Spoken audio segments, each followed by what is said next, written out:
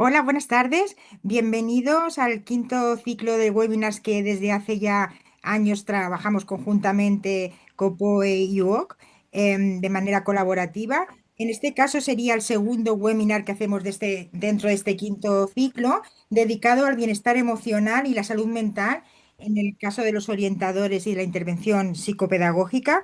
Hay un tercer webinar dentro de este mismo ciclo, dentro de este quinto ciclo que irá dedicado a las aplicaciones de la inteligencia artificial en educación. Como siempre es un placer poder dedicar este espacio a compartir temáticas que afectan directamente a nuestro día a día en la orientación y en la intervención psicopedagógica. Y pensamos que también es un espacio de intercambio de intercambio, de enriquecimiento, de compartir problemáticas y nuevas maneras de abordar los retos que supone nuestra profesión. En este sentido, si os parece, doy paso a Juan Antonio. Muy bien, pues gracias Rosa María y como bien dice, ya es la quinta edición que estamos teniendo, este es el segundo webinar de este curso. Presento a la moderadora, que es Marisa Villalba, de Pazme Pública Madrid, orientadora durante 40 años. Por resaltar el currículum tan amplio que me ha enviado, resumo algunas de las cosas más interesantes de Marisa Villalba. Es maestra de Pedagogía Terapéutica de Audición y Lenguaje, psicóloga escolar. Tiene el doctorado en Psicología Evolutiva y Aprendizaje Escolar. Además, ha hecho una aplicación de una investigación sobre el desarrollo de habilidades sociocognitivas para enriquecer la autoestima, tema, como veis, muy interesante en estos momentos. Ha estado como orientadora en 3 institutos de Madrid y ha sido asesora de atención a la diversidad en el Centro de Apoyo y Profesorado de Vallecas. Sigue estando muy activa, sigue escribiendo en la revista, representa casi todos los actos institucionales de COPOE que tenemos en Madrid y la verdad es que yo sobre todo destacaría de ella su gran personalidad y su gran inteligencia emocional. Así que gracias por haber aceptado esta moderación, Marisa, y tienes la palabra. Bueno, pues en primer lugar, buenas tardes a todas las personas presentes en este segundo webinar y damos las gracias a los organizadores, a COPOE, a la UOC, a Ana Cobos, también a Juan Antonio Planas, le agradezco su presentación, y a Jesús Ibáñez, que nos animaron a participar, a Rebeca y a Rosa, que nos han guiado como parte técnica y de una forma tan atenta y tan amable. A los ponentes, por supuesto, en este caso a Eva y a Adela, porque ha sido muy grato, desde luego, y un enriquecimiento total el haber trabajado juntas y preparar este webinar. Por otro lado, queremos transmitir de parte de todas estas personas nuestro más sentido pésame y profunda solidaridad con todas las víctimas de este trágico accidente de trenes y con las familias y todos los seres queridos afectados. Agradecer a todas las personas y a todos los profesionales que están ofreciendo su ayuda y apoyo y acompañamiento, sosteniendo estos tremendos vacíos, duelos y traumas. Siempre les vamos a enviar nuestro apoyo, fortaleza y un abrazo muy solidario. Después de esto, queremos pasar ya a presentar a las dos ponentes. Adela abrirá la exposición y se va a centrar en el bienestar emocional y la salud mental de la comunidad educativa como un sistema, pasando desde algo de normativa, algunos marcos generales, recursos administrativos que puedan ayudar a paliar de alguna medida pues los problemas, dificultades que van surgiendo, sobre todo en los profesionales de la orientación. Así como después pasará con todas las dificultades que desde su gran experiencia como orientadora y en distintos países además, porque ha sido orientadora en Francia, en Marruecos, en Italia, en Andorra, pues nos podrá también comentar y sugerir todos los problemas que han podido surgir en estas actuaciones con familias y alumnado en referente al tema que nos ocupa hoy, como las soluciones y el afrontamiento que se ha hecho en esos distintos marcos donde ella se ha desenvuelto.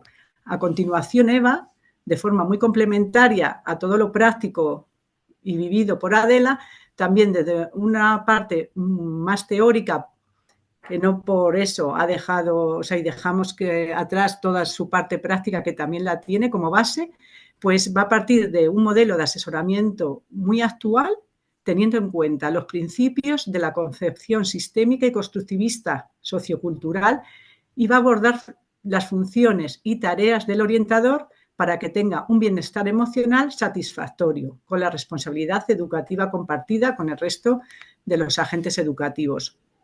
Bueno, pues entre todos y todas vamos a intentar, pues por lo menos, como yo digo, resolver, es dar como algo, pues de volver a ver el sol, o al menos algo más de luz, en esta gran labor de la orientación. Para empezar, vamos a plantear unas preguntas y Adela va a ser la primera, y voy a decir unas pinceladas de los currículos de ambas profesionales.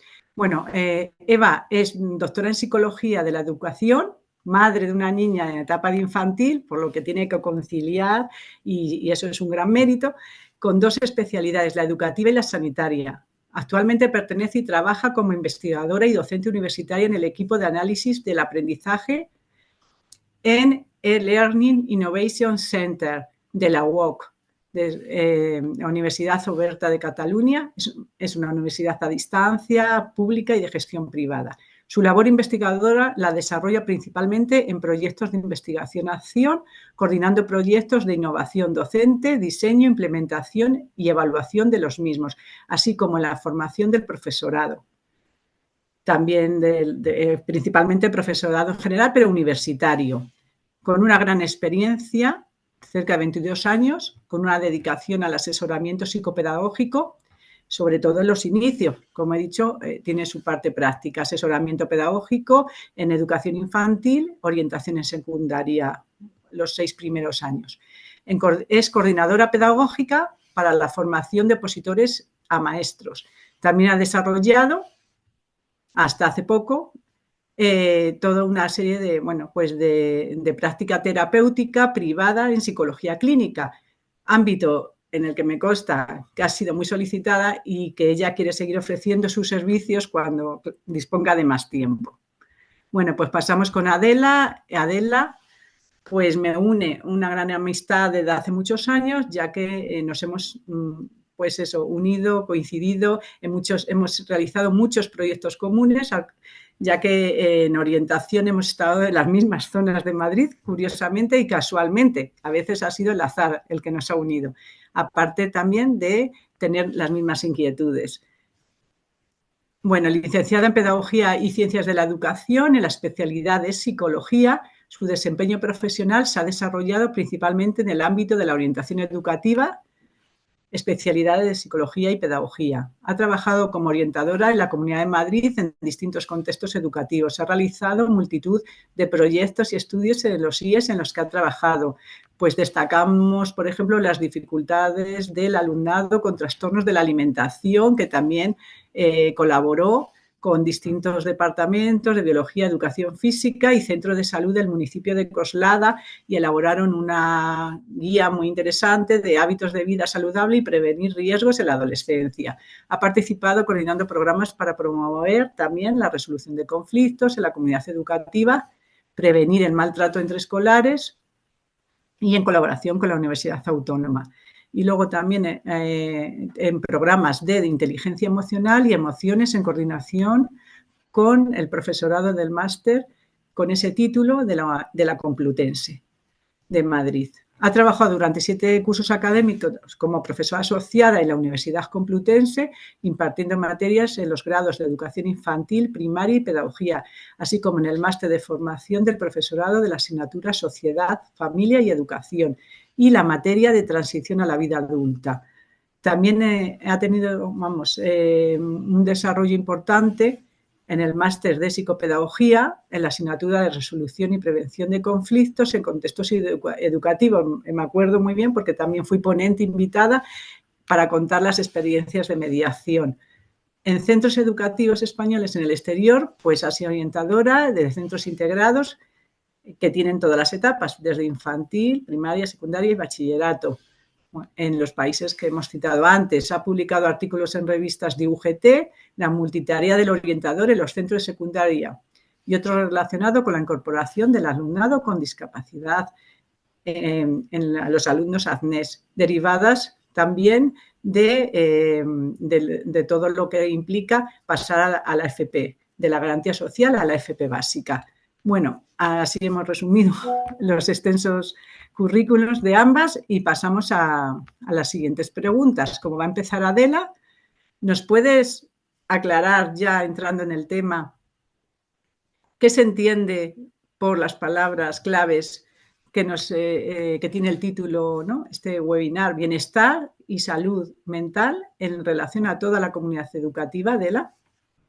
Vale, pues realmente cuando me propusieron hacer este webinar, pues le di vueltas. Como Marisa y yo nos conocemos, le dimos vueltas a ver cómo lo podíamos enfocar. Primeramente pensamos en enfocarlo en la etapa de educación infantil, porque ella también es una gran conocedora de esta etapa.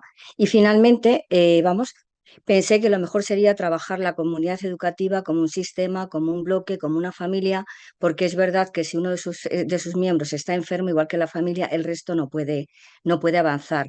Entonces, de alguna manera, cuando tomamos la definición de la Organización Mundial de la Salud, hablando de salud es un término complejo que abarca la dimensión física, abarca la dimensión social y abarca la dimensión mental, con lo cual son tres dimensiones que interactúan, con lo cual es importante tener en cuenta esta complejidad a la hora de proponer recursos, programas para trabajar el bienestar y la salud mental en nuestro alumnado. Digamos que una comunidad que se siente feliz, que, bueno, está bien emocionalmente, es productiva, va a trabajar proyectos de inclusión, proyectos de atención a la diversidad, va a buscar nexos, alianzas y proyectos comunes. Entonces, todo eso de alguna manera nos hace sentirnos unidos con lazos con vínculos, si no afectivos, pero vínculos de trabajo y cooperación para, digamos, de alguna manera poder alcanzar las metas que se persiguen. Una parte es muy importante las familias, como tú dices, y desde tu punto de vista, ¿cómo involucrarlas para que cooperen y se impliquen en ese equilibrio en el equilibrio y bienestar emocional para sus hijos, hijas, hijes? Pues digamos que todo esto pasaría también por los planes de los centros, recoger evidencias de dificultades, de fortalezas de esas familias, ir elaborando de alguna manera una memoria de cómo se trabajó el curso pasado, lo que se hizo el curso anterior, el curso pasado, y al principio de curso tener un documento elaborado para incluirlo en la PGA, en el plan de atención a la diversidad y también en el plan de bienestar y salud emocional, de tal manera que podamos dar respuesta al tipo de familias que tenemos en nuestros centros. Esos tipos de familias son distintos en función del contexto o en un momento determinado, como yo he tenido en otros centros, son contextos heterogéneos en el cual hay familias que acompañan, que apoyan y que ayudan, y otras que se sienten mucho más periféricas por inseguridad, por la dificultad que tienen para combinar la vida laboral y la vida familiar. Entonces, estas familias que aparentemente están más periféricas probablemente lo vayan a necesitar mucho más. Y ahí implementar recursos y estrategias. Yo he insistido con la comunidad educativa, con el profesorado tutor, que a estas familias hay que atraerlas, hay que ponderarlas y hay que trabajar con ellas. De alguna manera yo considero que en un plan de bienestar y salud emocional de la comunidad educativa es fundamental atraer a las familias. ¿Cómo vamos a atraer a las familias? En nuestro plan de acción tutorial tenemos programados una serie de proyectos, de programas y de talleres. Esas familias tienen que conocer esos programas, esos talleres, y hay que implementarlos también con las familias. También lo he hecho cuando has hablado también educación emocional, que hemos trabajado con la Complutense, se trabajó a nivel de las tutorías y se trabajó también a nivel de las familias. Y una vez que ese programa se desarrolló en el centro varias veces, las familias fueron autónomas para, de alguna manera, por su cuenta, ya desarrollar ese programa y coordinarse con las personas adecuadas en la universidad. Entonces, si realmente queremos mejorar la salud y bienestar emocional de esa comunidad educativa, la familia es fundamental y muchas veces no llegamos a ellas. Entonces yo creo que un plan detallado, organizado, en el cual hablamos de los trastornos de la alimentación, hay que contar con ellas. Hablemos de alimentación saludable, hablamos de prevención de riesgos, hablamos de uso de pantallas, etcétera. Hay que, de alguna manera, programar, ir estableciendo un calendario, ir correlacionando la acción del centro, la acción de nuestras acciones con las de la familia. ¿Vale? Y me parece importantísimo también, de verdad, en este trabajo con las familias, y eso también lo podemos ayudar a los tutores a que conozcan el estilo educativo parental de esas familias. En función del contexto, las familias pueden variar. Es verdad, el estilo educativo parental al cual tendríamos que alcanzar sería el democrático digamos, con una conducta asertiva, el que, digamos, ayuda a sus hijos a expresarse, a comunicarse, cuando realmente no les interrumpen, les dan confianza, generan esa posibilidad de que en un momento determinado la familia puedan ayudar a sus hijos. Si realmente utilizan un estilo, digamos, autoritario, represivo, pues esa comunicación se corta y en un momento determinado el chico, la chica, el hijo, la hija no va a establecer un canal adecuado con la familia. Existen también cantidad de mecanismos o recursos para detectar dificultades en el centro, por lo menos yo los he implementado en las tutorías, para saber de alguna manera cuál es la relación de sus hijos con las familias, si la familia es monoparental, extensa, etcétera. Creo que trabajar el estilo educativo parental es fundamental. A veces nos encontramos con conductas súper rígidas, castigos horrorosos, un mes sin salir, sin hablar con los amigos, sin coger el móvil, etcétera. O sea que las familias necesitan muchísima ayuda en ese sentido. Bueno, pues ya pasando de la familia, como tú has indicado, pues la siguiente pregunta sería, ¿qué estrategias concretas se deberían implementar en los centros justamente para fomentar además la resiliencia emocional del alumnado? Pues de alguna manera implementar un plan global de toda la comunidad educativa, incluyendo al profesorado, a las familias y al alumnado, relacionado con desarrollar el bienestar socioemocional en la comunidad educativa. Empezar por actividades de detección de dificultades para de alguna manera ayudarlos. Habrán algunos que entrarán en nuestro plan de prevención general, como hemos trabajado mucho, Marisa, tú y yo, un plan de prevención general que ayuda a todos y un plan de detección más específico que exija una ayuda externa, que exija una ayuda externa, que exija la intervención de profesionales de tipo sanitario y un espacio terapéutico que no tenemos de momento y que creo que no es necesario en los centros educativos.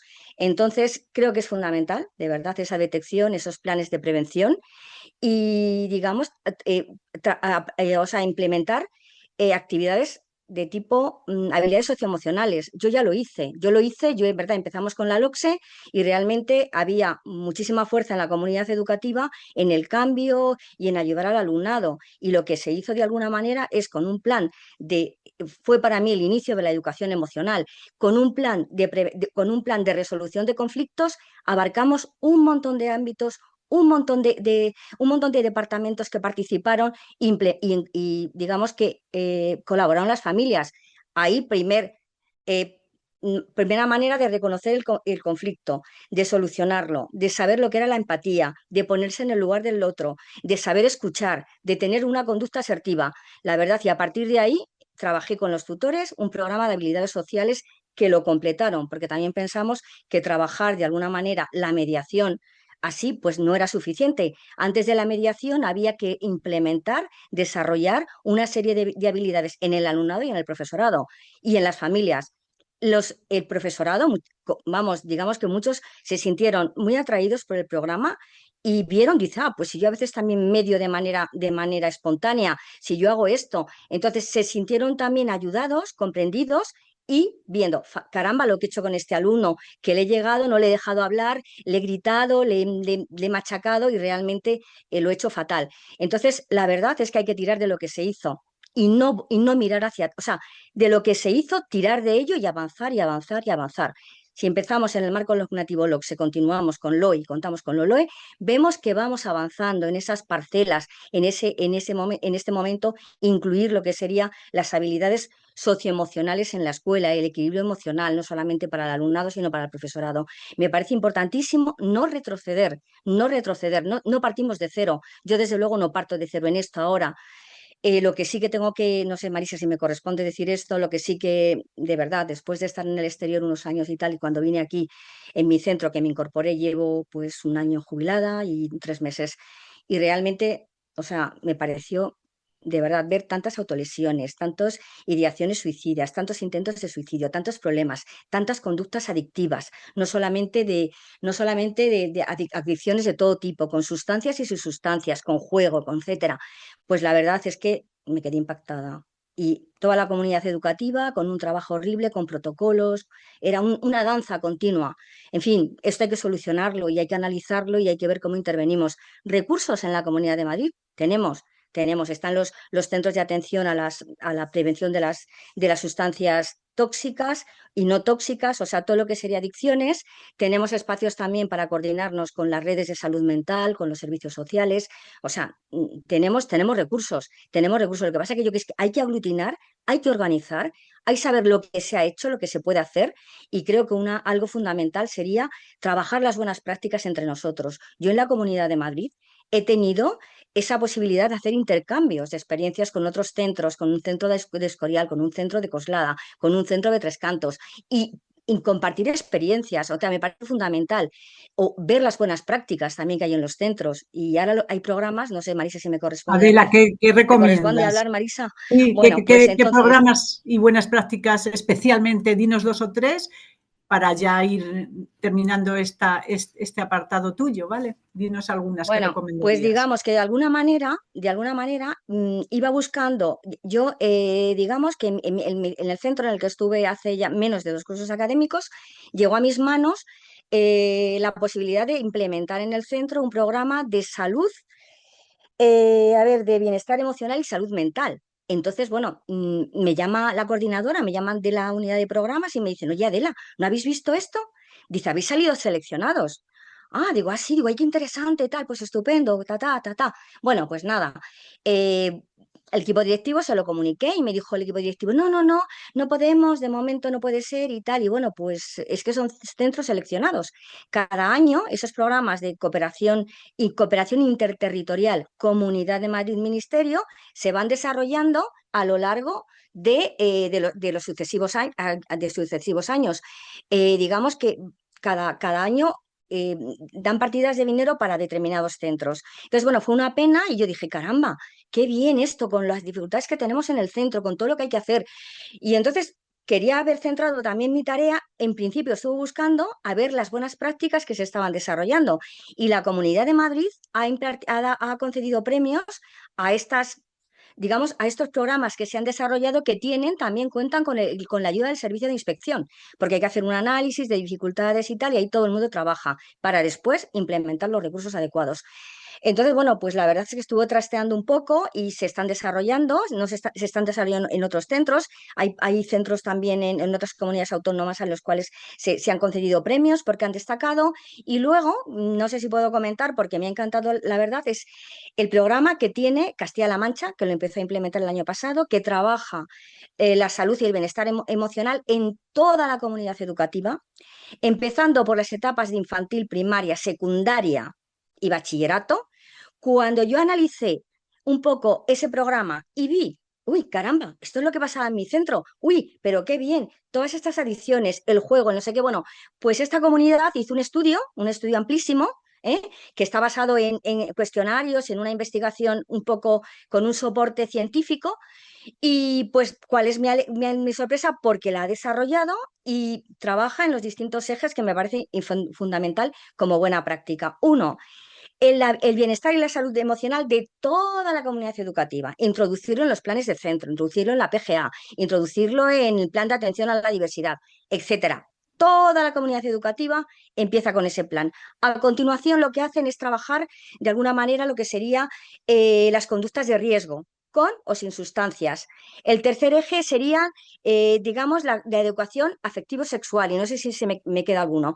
Entonces, han formado ya a 3.000 profesionales que piensan trabajar con 100.000 alumnos. Me ha parecido impresionante. Hay cosas hechas que hay que aprovechar. ¿Y ahora qué hago yo? ¿Ahora qué voy yo? No estamos solos, no estamos solos, y podemos comunicarnos y podemos ver en qué comunidad, qué buenas prácticas estamos desarrollando. Evidentemente que hay otras, ¿eh? Estuve mirando y venga, todas tienen, y dije, bueno, como esta se asemeja mucho al centro que yo tuve con todos los estudios que han hecho, voy a coger esta porque además ya hay una guía.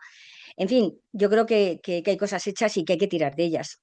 Pues estupendo, Adela. ¿Algo para concluir? ¿Alguna frase para concluir este apartado? Bueno, pues que pensar, digamos, el bienestar y salud emocional de la comunidad educativa es fundamental.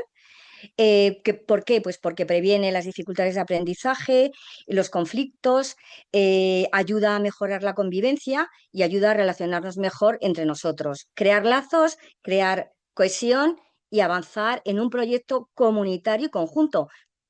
Termino con la frase de Federico Mayor Zaragoza, que dice que la comunidad educativa, la parte fundamental son los tres ejes, que son los vértices como de un triángulo rectángulo, al cual después, eso lo agrego yo, otros agentes educativos, pero que son los pilares fundamentales para conseguir unos ciudadanos competentes, no solamente nacional, sino a nivel social, ciudadanos del mundo capaces de aportar y velar por la cultura de la paz. Muy bien, Adela, pues perfecto. Ahora vamos a pasar a el siguiente bloque que lo va a desarrollar Eva. Entonces, bueno, Eva, encantada. Buenas tardes a todas y a todos. En primer lugar, Eva, si te parece, ¿qué nos puede ayudar a ejercer nuestra labor en el día a día con mayor bienestar, ¿no?, a todos los profesionales que nos dedicamos a la docencia y la orientación? Bueno, esta pregunta es un verdadero reto y yo creo que lo que todos y todas queremos saber y conseguir, ¿no? Con esta complejidad en la práctica que nos avanzaba Adela, pues con los datos que nos daba, con las experiencias que nos contaba, ¿no?, y con la necesidad que hay de involucrar pues a diferentes tipos de miembros de la comunidad educativa en la labor del día a día de los centros, a veces nos olvidamos de pensar en el bienestar de la figura del orientador, ¿no?, y en preguntarle al orientador cómo está y qué necesita, y sobre todo en orientarle en qué le puede ayudar a él o a ella, ¿no?, a desarrollar su labor sintiéndose mejor y encontrándose mejor en el día a día de su práctica, ¿no? Entonces, bueno, entre posiblemente muchas otras cosas, porque la lista no es exhaustiva ni mucho menos, probablemente hay algunas cosas, ¿no?, poquitas cosas que nos pueden ayudar mucho.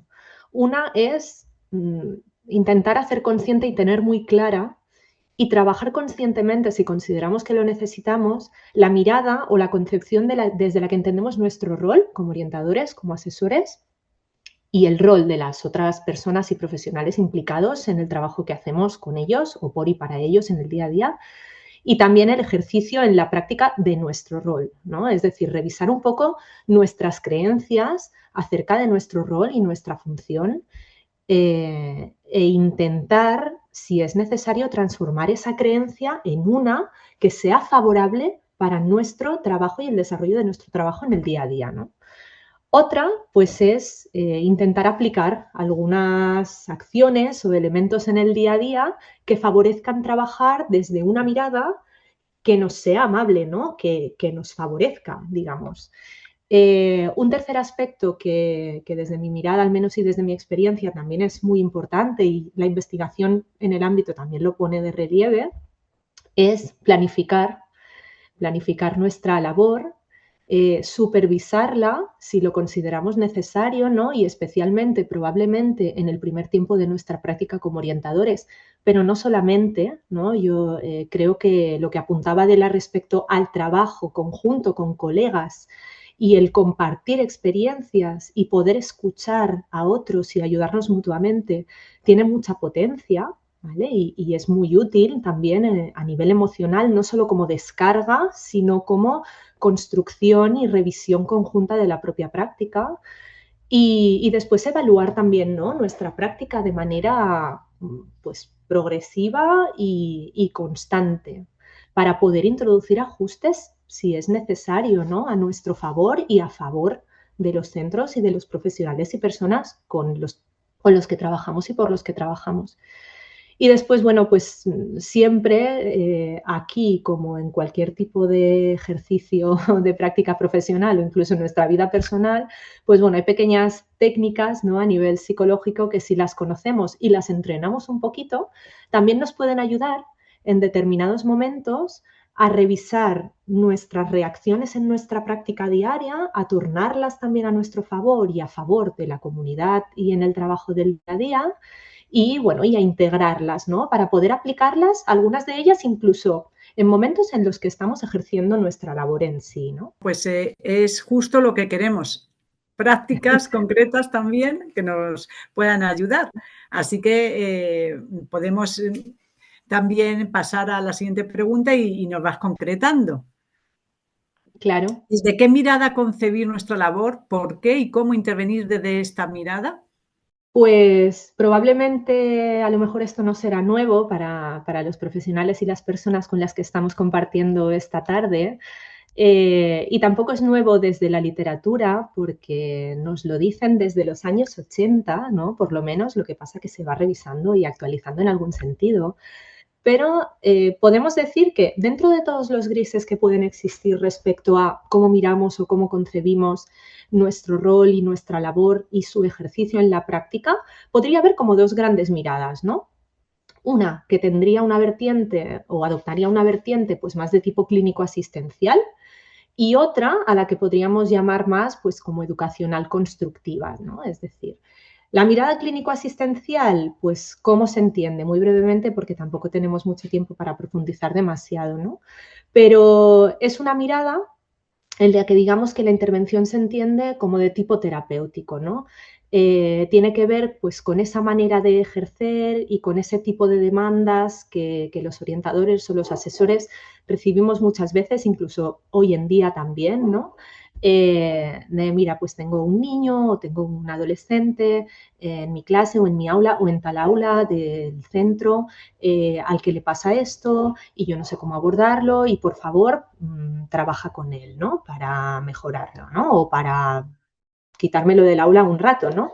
Es muchas veces un discurso que nos puede llegar de una manera así, muy brusca, muy poco amable, muy poco compasiva y digamos que no facilita, ¿no? Nuestra posición a la hora de abordar ese tipo de problemáticas, ¿no? Y a la vez deja fuera muchas otras posibles problemáticas y no solo problemáticas, sino también potencialidades y cuestiones positivas que también se pueden trabajar en los centros, ¿no? Aquellas que no se sitúan en el sí de un alumno concreto, ¿no? O de un adolescente concreto en este sentido. Entonces, bueno, desde esta mirada, claro, si nosotros asumimos ese tipo de demandas o nosotros mismos tenemos esta mirada, tenemos esta concepción, ¿no? Sobre nuestro rol y sobre el ejercicio de nuestra labor en el día a día, probablemente, ¿qué haremos? Nuestro día a día se basará sobre todo en hacer intervención directa, ¿no? Intervención directa, pues especialmente con el alumnado señalado, ¿no? En este sentido, en espacios en los que esa problemática probablemente no suele suceder, porque no vamos a intervenir en el sí del aula, ni en el sí del recreo, ni en el sí de otras situaciones donde ese alumno o esa alumna participa realmente, ¿no? Y se están dando pues esas situaciones o esas conductas señaladas. Y probablemente también desde una posición más bien jerárquica, individual y bastante solitaria, ¿no? Si nos vamos a otra mirada, si intentamos transformar esta mirada en una mirada mucho más rica y mucho más amable también con nuestro rol y con nuestra labor, digamos que nos iríamos a la otra, ¿no? A la que tiene un carácter más educacional, más constructivo, ¿no? Esta es una mirada que bebe pues, de una visión de centro como un sistema, de una visión de centro como, pues, como un conjunto de personas y de profesionales que trabajan juntos, ¿no? Por el bienestar de la comunidad y sobre todo por conseguir una respuesta educativa mayor, mejor, más ajustada a las necesidades y a las potencialidades también que van surgiendo en el día a día del centro, ¿no? Y como última mirada, pues en los alumnos, por supuesto, ¿no? Que son a los que en último término, pues ayudamos entre todos a que vayan creciendo y desarrollándose, ojalá de la mejor manera posible, ¿no? Entonces, desde esta mirada se entiende, pues, que más allá de que un alumno o una alumna concreta o un grupo de alumnos o alumnas concretos puedan presentar determinados aspectos que puedan ser destacables, señalables, diferenciadores o que los sitúen en una posición que podamos considerar pues un poco más allá de lo normativo, ¿no? Eso nos da información de algo que está pasando en el contexto. Es decir, eso no está solo, eso no surge solo, eso no se sitúa solo, no ocurre solo, antes de eso pasan cosas y después de eso también, ¿no? Hay reacciones, hay respuestas, hay maneras de abordar y hay respuesta educativa que se ofrece de unas u otras maneras, más o menos ajustadas a lo que ese alumno o grupo de alumnos pueden necesitar, ¿no? Entonces, desde esta mirada, digamos que nos situamos como el profesional, que por supuesto tenemos una parte del conocimiento experto que se necesita para abordar lo que puede surgir en los centros y en las aulas, pero necesitamos del conocimiento de los otros miembros de la comunidad y especialmente de los profesionales que la forman, ¿no? Que forman parte de ella junto a nosotros. Es decir, necesitamos muchísimo el conocimiento del profesorado, del centro respecto a los alumnos, a las familias, a sus necesidades, a sus potencialidades. Son ellos los que están en el día a día del trabajo en las aulas y en los espacios del centro, ¿no? Necesitamos el conocimiento del equipo directivo respecto a la organización, el funcionamiento, los programas, las líneas de trabajo en el centro y las líneas de comunicación entre los miembros que forman el centro, ¿no? Para poder insertar las decisiones y el trabajo del día a día partiendo de esa dinámica, respetándola, valorándola y intentando ayudarles a ir un paso más allá, pero siempre en un margen que puedan abarcar, ¿no? Reconociendo de dónde vienen, reconociendo lo que han hecho, cómo lo han hecho e intentando detectar ahí puntos en los que poder trabajar conjuntamente, ¿no? Es una posición desde la que intentamos ayudarles a empoderarse, ¿no? Intentamos ayudar al personal del centro a que sean más competentes en aquello que necesiten para resolver aquellas situaciones y problemáticas del día a día que puedan ir encontrando, ¿no? Entonces, ¿somos profesionales expertos? Por supuesto. ¿Tenemos conocimiento que sirve para resolver esas situaciones? Sí, desde luego, pero necesitamos trabajar conjuntamente y colaborativamente con los demás, ¿no? Además, también, pues desde una mirada más clínico-asistencial, digamos que la influencia o el potencial de lo que podemos abarcar en realidad es pequeño, porque nosotros somos uno o somos una. A veces atendemos más de un centro en función de si estamos fuera, dentro o fuera dentro del centro, ¿no? Y claro, pues nuestro tiempo, nuestra energía y nuestro conocimiento es el que es y llega hasta un punto. El tiempo, ¿no? Las horas de trabajo tienen un techo. Entonces, si expandimos, digamos, la ayuda, ¿no? Las fuentes de ayuda psicopedagógica, ayudando a que el profesorado y el equipo de centro pues se vuelvan más competentes en el abordaje de lo que se encuentran en el día a día, bueno, pues todo eso que ganamos, ¿no? Podemos abarcar mucho más tipo de problemáticas, con mucha más variedad, incluso de manera mucho más motivadora, ¿no? Porque nuestro rol o nuestra función no se centra únicamente en una pequeña parcela, sino que es mucho más diversa. Y a lo mejor quizá incluso nos liberamos tiempo, no solo para trabajar en lo que se señala como problema, sino para coger cuestiones potenciales que puedan ser positivas y ayudemos también a crecer a los centros a nivel de formación, a nivel de asesoramiento en nuevas temáticas, ¿no? En ese sentido. Muy bien, Eva. Y entonces, ¿podrías citar algún problema frecuente que hayas detectado en ese proceso de asesoramiento? Algo que se dé de forma continuada y que te lo hayan pedido. ¿A ti cómo solucionar? Sí, sí, suele pasar. A ver, también es verdad que desde que, ¿no? Desde que se decide como orientador y uno se lo cree y lo intenta trabajar desde esta mirada, ¿no? Pues más colaborativa, conjunta, intentando empoderar y potenciar la competencia del personal del centro, pues bueno, puede ser que surjan también algunas reticencias, algunas, bueno, incluso a veces evitación, ¿no?, del personal del centro, de parte del personal del centro, de querer, ¿no?, adoptar este rol más participativo, más decisivo, más complejo al final también, ¿no?, en el abordaje de las situaciones del día a día, pero mucho más rico. Y ahí, bueno, pues a veces nos podemos encontrar igual en un primer tiempo de adopción de este rol por nuestra parte, ¿no?, en que quizás surja desconfianza porque puedan ver o puedan pensar, ¿no?, puedan pensar que en lugar de situarnos como experto para abordar esos problemas que nos están compartiendo y que a ellos les generan un malestar emocional generalmente, ¿no?, en el día a día, pues nos estamos como desmarcando, ¿no? Y nada más allá, o sea, nada más lejos de la realidad, ¿no? Es decir, no nos estamos desmarcando porque no tengamos la competencia para abordarlo, sino que nos estamos situando en un rol complementario de trabajo entre colegas en el que te voy a guiar y te voy a ayudar a que vayas aprendiendo más y mejor a participar de la resolución de estas situaciones, ¿no? También muchas veces confrontación, en el sentido de que, bueno, pues vas exponiendo con tu discurso y con tu práctica en el día a día esta mirada, ¿no?, diferente, mucho más colaborativa, y a veces puedes encontrar que hay personal en los centros que tiene una mirada mucho más dirigida a lo clínico asistencial, ¿no? Y eso puede generar confrontación de creencias. Y no es fácil trabajar en la resolución de esa confrontación, ¿no? Porque las creencias cuestan mucho de transformar.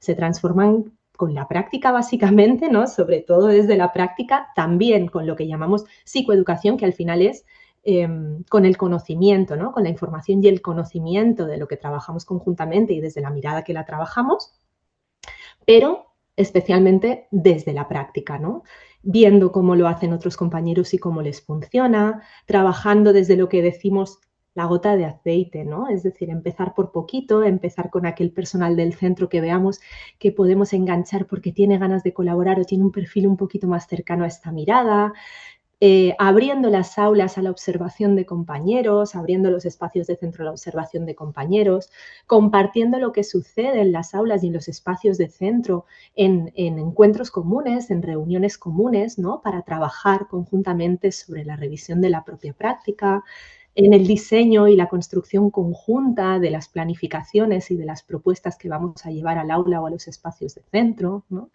Digamos que la confrontación se trabaja con el tiempo y con una transformación de creencias guiada, ¿no?, orientada también con nuestra ayuda, ¿vale? Y probablemente también, pues como siempre, nos podemos encontrar con un exceso de demandas, eso es así. Y como asesores también, eso quizá desde la mirada más del profesorado o del equipo directivo, pero luego como asesores nosotros también podemos caer, ¿no?, en trabajar desde esta mirada y a veces flaquear un poco y precipitarnos en dar una solución, ¿no?, en ese proceso en el que intentamos colaborar, pero nos cuesta avanzar en la colaboración, ¿no? O podemos hiperresponsabilizarnos, ¿no?, a lo mejor de tareas, de funciones, de dar respuesta a problemáticas que quizá no tenemos que darla nosotros, sino que tenemos que ayudar a construir, ¿no? O que tenemos que guiar para que tengan la competencia de construir, ¿no? Entonces, Eva, ya para terminar, sí, llegamos a ese punto, que nos han sobrecargado tanto o que no hemos sabido precisamente enfocarnos bien en esa dimensión que acabas de explicar. Si nos desregulamos, por así decirlo, ¿qué es lo que más nos puede ayudar? Así, alguna recetita rápida. De acuerdo. A ver, pues en lo que tiene que ver más con acciones que podemos hacer o elementos que podemos aplicar desde nuestra, ¿no?, desde esta mirada, digamos, más colaborativa, más educacional constructiva en el ejercicio de nuestro día a día. Pues sobre todo, ¿no?, decía, comunicando de manera clara, constante y, por supuesto, empática y asertiva, claro, pero clara y constante. Nuestro rol, ¿no?, desde esta posición más colaborativa para ir constantemente aclarando y reaclarando y revisando expectativas de las personas con las que trabajamos en el día a día. También intentando establecer objetivos ajustados que el centro pueda asumir, ¿no? Esto lo decíamos antes. validando y potenciando sus contribuciones al proceso desde el inicio, aunque al principio cueste, siempre hay algo positivo de lo que los demás aportan a rescatar, aunque sea su esfuerzo de empezar a participar en el proceso y de intentarlo, ¿no?, en el ejercicio de la práctica o en la implementación de algo conjunto. Atendiendo a la dinámica emocional y relacional que se da entre los miembros del centro y entre ellos con nosotros. También no olvidarnos de esa parte, ¿no? A veces es un poco molesta y la podemos evitar o apartar, pero mi experiencia me dice que integrarla, intentar acogerla y validarla ya ayuda a que muchas veces la alarma de los que tenemos alrededor baje, ¿no?, o la tensión. Y luego, como decíamos, para mí es esencial supervisar la práctica.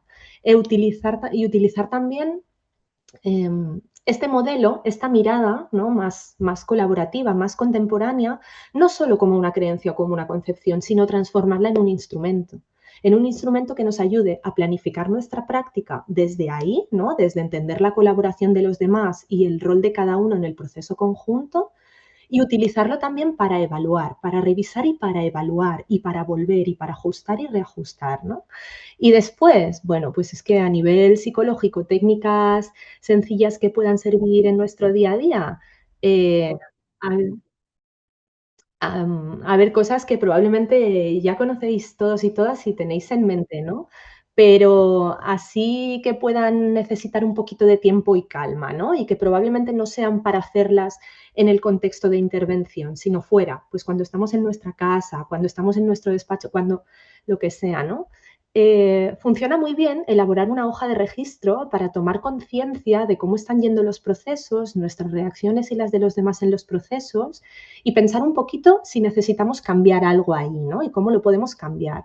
Por ejemplo, hacernos una tabla, ¿vale?, con diferentes columnas, que en una columna podamos describir conscientemente y de manera detallada, pues, qué es lo que ha sucedido en una situación que emocionalmente nos ha desregulado o nos ha hecho sentir, ¿no?, ya sea evitación, o ya sea ansiedad, o ya sea nerviosismo, o ya sea enfado, o ira, o tristeza, ¿no?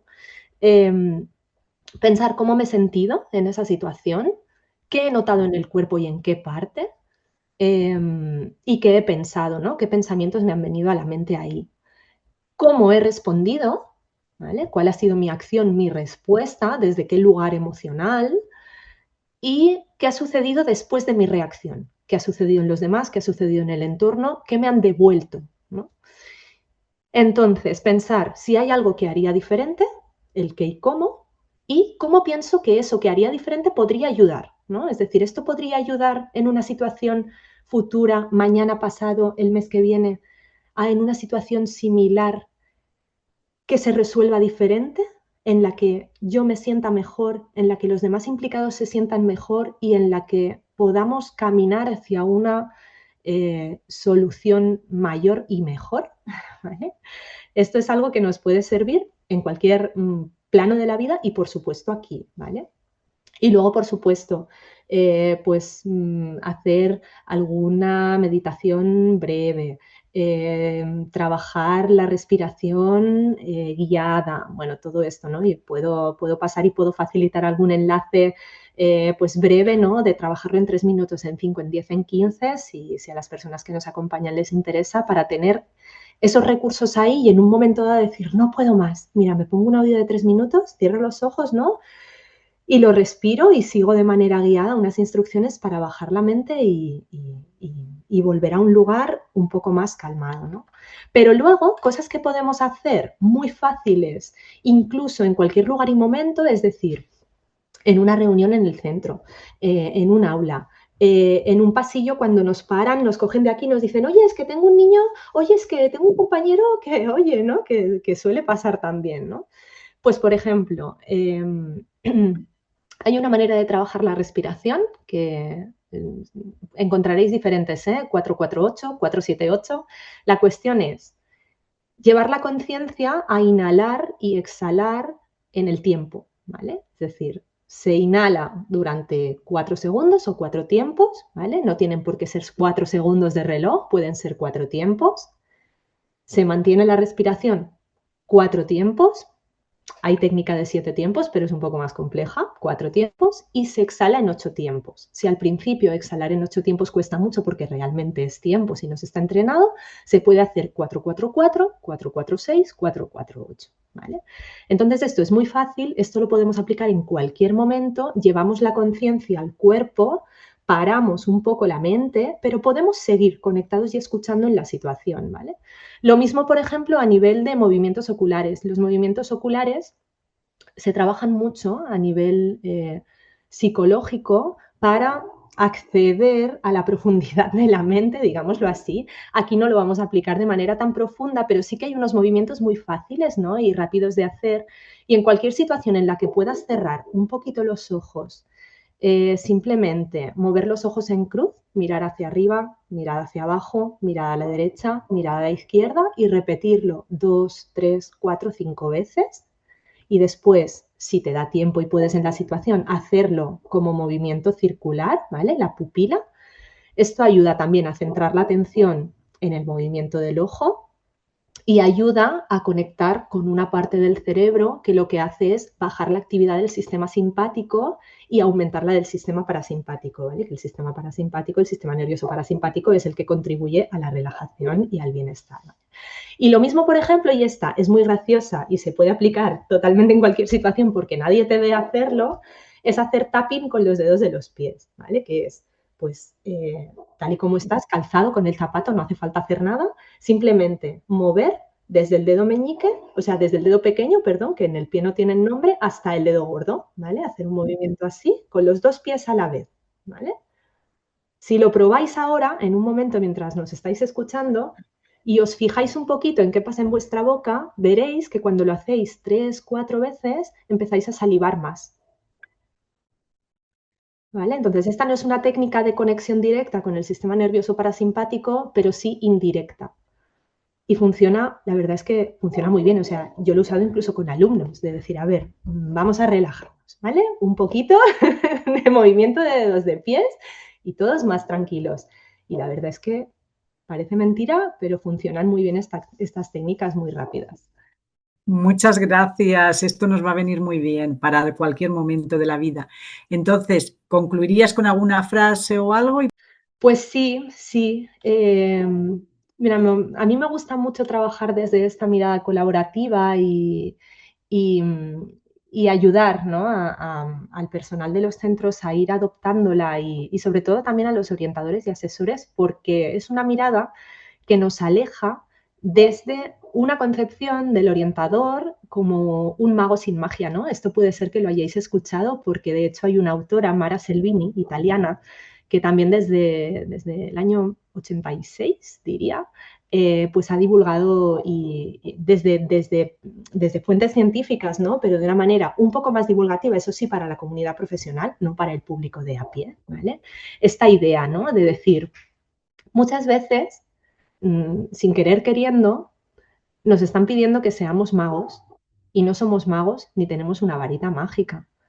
Somos personas que tenemos una parte del conocimiento necesario para ayudar a que la educación funcione mejor y a poder dar mejores respuestas educativas, pero sin la comunidad educativa, bien poco podemos hacer en nuestro día a día, ¿no? Entonces, adoptemos una mirada colaborativa para plantear una alternativa a esa visión de mago sin magia que realmente tanto daño y tanto bienestar nos quita en el ejercicio de nuestra profesión en el día a día y tan poco impacto hace que llegue de nuestro trabajo a la mejora de la práctica educativa, ¿no?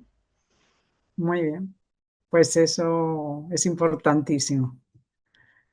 Que no tenemos esa varita mágica y que nos la piden muchas veces y a lo mejor asumimos.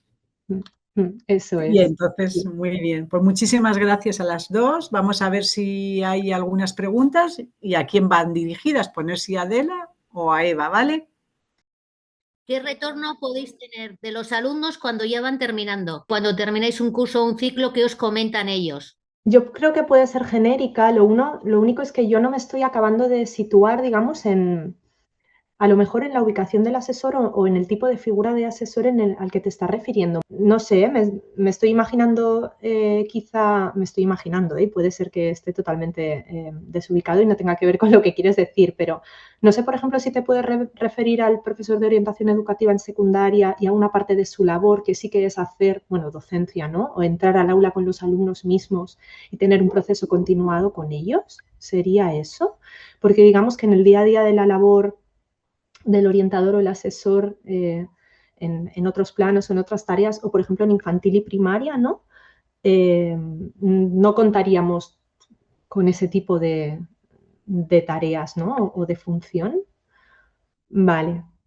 Vale, pues por ejemplo, si nos situamos ahí, ¿no? Si nos situamos más en la figura de profesor de orientación educativa en secundaria y en su parte, ¿no? Del trabajo de su día a día que es en el aula directamente con el alumnado desde su tiempo de docencia, podemos decirlo así, ¿no? Que también pues el contenido que trabaja no es un contenido como el del resto de asignaturas o de tiempo lectivo. Yo, por ejemplo, sí te puedo contar desde mi experiencia, ¿no? Que generalmente la valoración es muy buena por su parte y agradecen mucho el proceso acompañado, ¿no? Y la manera en cómo se les ha escuchado, valorado, validado, confrontado incluso a veces, ¿no? Pero desde la escucha y la empatía y desde ayudarles a avanzar desde ahí, eh, porque siempre he intentado situarme desde tener una mirada hacia ellos como persona, es decir, tratarles como personas, ¿no? Hacerles visibles, escucharles, hacerles saber que lo que tienen que decir es importante, estar ahí cuando lo necesitan dentro del tiempo que pueden compartir conmigo, ¿no? Y agradecen mucho esa mirada, especialmente cuando ya van entrando en unas edades, pues de los 8, 9, ¿no? Hasta la adolescencia, porque no se la suelen encontrar demasiado, ¿no? Suelen encontrarse posiciones mucho más punitivas, ¿no? Emocionalmente mucho más duras, muy poco reconocedoras, se sienten muy poco vistos. Entonces, bueno, en ese sentido, pues situándote, ¿no? Desde considerarlos una persona que tiene que aportar, que es válida, que es valiosa y que tiene potencial, pues las experiencias en mi caso han sido buenas y las devoluciones también, sí. Pero bueno, es duro y es difícil lidiar con algunas de las otras miradas que suele haber alrededor por parte de otro personal del centro a veces, ¿no? Hacia ellos. Agradezco mucho el poder estar aquí, gracias a Marisa. Que habéis comentado la colaboración con otras áreas. Mi área es la de la voz y la sonoridad, la creatividad a través de la voz. Y bueno, pues creo que además ahora mismo yo creo que se puede poner muy, muy de moda entre todos ellos porque necesitan hacer vídeos, porque necesitan hablar bien, porque tienen que hacer una canción o tienen que hacer un coro, no sé qué. Y bueno, os lo quería dejar aquí comentado para que, bueno, si os puede servir como elemento de colaboración, pues yo he apuntado, por ejemplo, la creatividad, la improvisación y la sonoridad desde el área de utilizar bien la voz, desde el juego lo primero, hasta que ellos se sientan importantes. O sea, la voz da mucha capacidad de lo que llamáis así como empoderamiento, ¿no? De sentirse bien. Y claro, a veces se hace de manera automática. Y bueno, pues en mi investigación, Marisa me conoce, además hemos podido colaborar con muchos profesores en muchos centros, CPR y muchas cosas. Y bueno, pues que a lo mejor podéis tener esto en cuenta también, que es un elemento que puede ayudar mucho porque además el sonido, como se siente mucho, los dejamos agotados y cuando ya están cansados, pues tienen que descansar y en fin que creo que es un área que puede aportaros un complemento muy bueno. Por eso la pregunta que hacía era qué se recoge cuando se termina de estos alumnos, ¿no? Porque ahí es donde ellos después, después de 2 años, o si te encuentran, a lo mejor hacen un comentario y sí que se acuerdan de todo lo que han hecho contigo, contigo, contigo. Por eso lo comentaba, no sé, aquí lo dejo. Sí, sí, sí. Yo también quería comentar algo que me ha parecido de verdad, ya para finalizar, si no tenemos tiempo, que tengo la grata satisfacción, vivo en el municipio donde he estado más de 10 cursos académicos con alumnos y a veces ni les reconozco, pero hasta las familias y todo, cuánto nos ayudaste, qué bien. Pues nada, el día 31 me tomé una cervecita con 2 alumnos que los había tenido yo, me contaron lo que habían hecho, cómo estaban trabajando, en fin.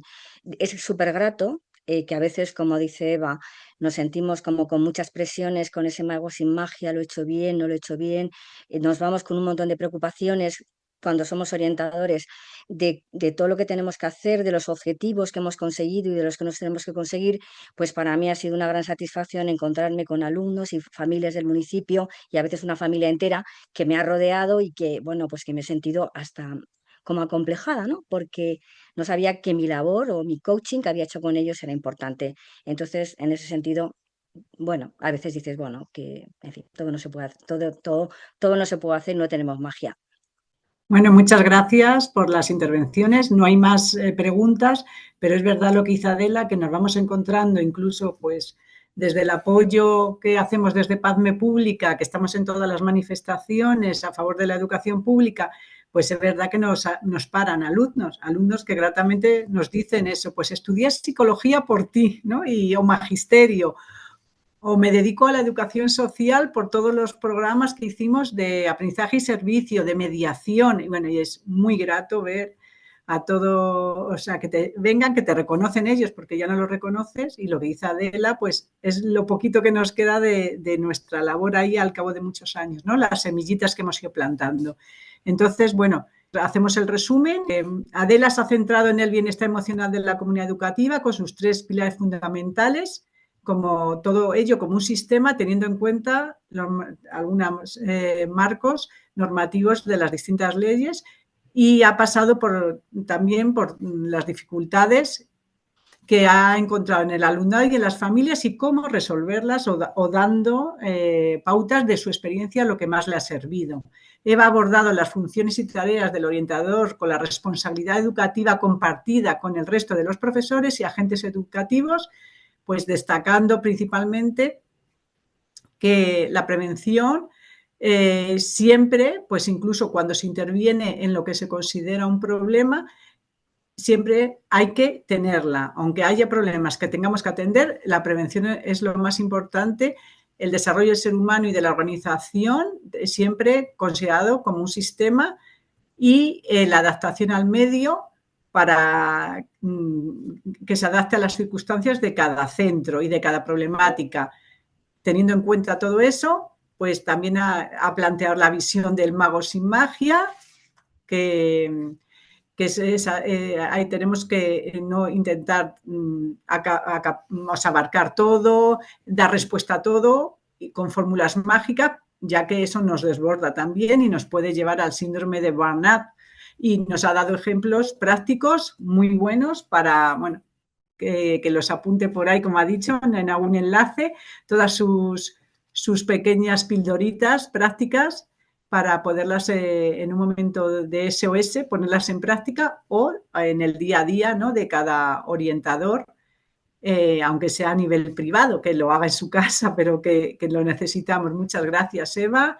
Gracias a las dos por estar ahí, por haber desarrollado esto, que es una introducción, porque ya veis que es extensísimo y se puede seguir comentando y profundizando en todo el tema de alumnado, las familias, las necesidades, los distintos tipos de familias, todos los procesos de enseñanza-aprendizaje, cómo hay que tenerlos en cuenta, la organización y dinámicas de los centros, la colaboración con el equipo directivo, con el resto de departamentos y sobre todo eso, la necesidad de establecer lazos que nos inviten a tener un clima afectivo, social, en el que todos estemos a gusto, porque si estamos a gusto en el centro, pues eso lo transmitimos a los alumnos y es un antídoto, ¿no?, para no quemarnos personalmente. Bueno, así a grandes rasgos y muy deprisa, no me quiero enrollar más. Muchísimas gracias a todos los asistentes y no sé si hay algo más que queráis decir y si no, pues cerramos ya.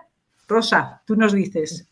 No, nada, simplemente agradeceros la participación, ha sido muy interesante. Muchas gracias, Eva, Adela y Marisa. Y en todo caso, ya emplazarnos al tercer seminario de aplicaciones de la inteligencia artificial en orientación, que abordaremos otro tema, pero también muy interesante en la actualidad.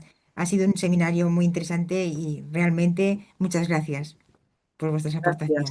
Gracias a todos los Gracias a todos asistentes. y gracias Marisa por tu apoyo y tu acompañamiento. Y Eva también por todo lo que hemos trabajado conjuntamente. A ver si podemos seguir haciéndolo en otro momento. Y más tranquilas y menos estresadas. Sería Respirar. maravilloso. Yo también quiero agradecer, gracias por la invitación, por la oportunidad. Siempre es un gusto compartir con colegas y no hay tantas oportunidades para hacerlo. Y bueno, pues ha sido un gusto, Marisa y Adela, trabajar con vosotras también. Pues un placer, un placer. Hasta pronto.